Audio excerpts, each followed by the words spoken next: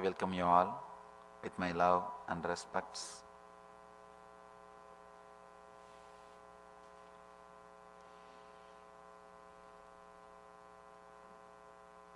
This beautiful book starts with a word, Sri Bhairava Uvacha, means Shiva said. Straight away Shiva is entering into the techniques. He is not giving any intellectual introduction. He is not giving any teachings. Let's enter into the sutra. Then we'll see the meaning. We'll understand it. Sri Bhairava Uvacha Urdve prano hyato jivo visargatma parocharet Udbhattitvitayastane Varanat Baridastitihi. Straight he is entering into the subject. He is not giving any intellectual introduction. To tell you honestly, the first spiritual book without introduction. Straight to the point of enlightenment. He is not interested wasting his time. He is not interested in giving you words. He is not interested in giving you any teachings. No teachings. No words. Straight to the subject. Straight to the point of enlightenment.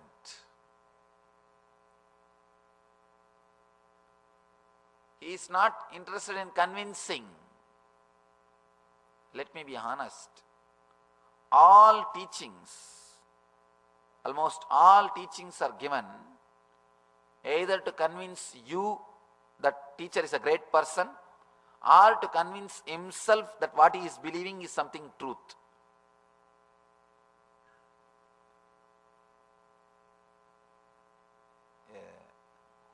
Incident which happened maybe 1 year ago. I went to attend an interreligious conference. In that I was sitting next to a father. I was boasting that I have a training center for meditation teachers in our Biddi ashram. I said more than 200 people are having the training. He laughed and told me, Swamiji, I have 16 training centers only in Bombay. The conference was in Bombay. Only in Bombay I have 16 training centers. Each training center trains more than 400 preachers. I was shocked. And then I started saying, you will have more people because you guys convert. We don't believe in conversion. Naturally you will have more people because you convert people. Some of Sanatana Dharma or Hinduism doesn't believe in conversion. We don't believe in conversion. We believe it is a psychological violence. Conversion is a psychological violence. So I said, because of conversion you may have more people. Then slowly in course of conversation, after some time he understood that I am teaching meditation and helping people and giving life solutions. He asked me, Swamiji, I want to sit with you privately for some time. I said, you are welcome. He came and we spent more than 1 hour. He was asking some solution for his own personal problems. And I tried to help him and he was very happy and he is helped. After everything is over, he was about to leave. At the time I asked him, see, one thing is sure, you yourself don't have solution from what you are teaching. Then why are you teaching so aggressively? And I know he goes on condemning other religions. See, saying your religion is great is beautiful, nothing wrong. But saying that nothing else is truth, That's where the problem starts. He goes on condemning. And I know some of the preachers, what they do in India. Let me tell one more story about that later on. Now let me finish this. He goes on condemning all other religions. I told him, you yourself don't find solution for your own life. Why do you preach so aggressively? By the time he has become very open and he started speaking the truth. He told me, Swamiji, I feel a tremendous fear. What I am preaching is truth or not. I feel completely insecure. But when I see 10,000 people following me, I feel little secured. All 10,000 can't be fools. All 10,000 can't be fools. No, it is true. Please understand. I am saying the truth. He told me this very word. I am feeling the insecurity, Swamiji. But when I see 10,000 people are following me, when I am able to convince 10,000 people, then I feel a little confident. Oh, I can be fool, but 10,000 will not be fool. All 10,000 will not be fool. I was shocked. But understand, this is the truth. Teachings are given either to convince you the teacher is a great person, or to convince himself what he is teaching is something great. Only then teachings are given. If there is no need for convincing, only techniques are given. Here, Shiva doesn't have any need. He doesn't have to convince Uma. He doesn't have to convince Devi. He is straight away giving the technique.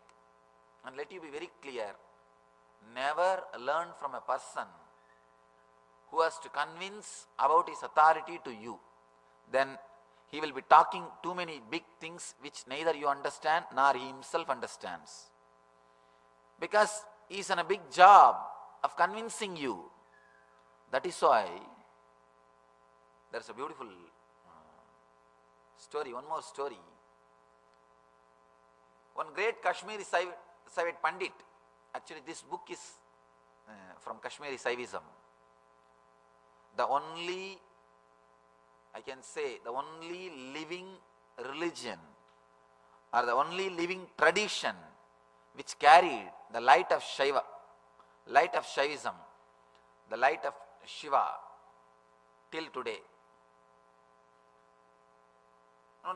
Kashmiri Saivite Pandit, he went to the king and said, King, I wanted to teach you the Shiva Sutras and I want to initiate you. King said, I don't feel like having it. First you read and then come to me. Pandit was taken aback. And he said, I have read for last 12 years. I have mastered it completely. King again said, no, go back and read, then come. After 6 months, Pandit again came. Now I wanted to teach you. Now I read everything. King said, no, go back, read little more, then come. After 6 months, again the Pandit came. King said, no, go back and practice, then come. Pandit was shocked. He started thinking, I think somewhere I am missing. He went and started practicing. After 6 months, he did not come back to the king. He was sitting in his place, blissfully. Then king said, please go and find out what has happened to the Pandit. All the servants of the king came to the Pandit and they said, sir, are you not coming to the king? Are you not coming to the palace to teach? Pandit said, no, I am not interested. No, I don't feel like. And king said, yes, now I can go and learn from him. Now it is time. Now he is ripe. I can go and learn from him.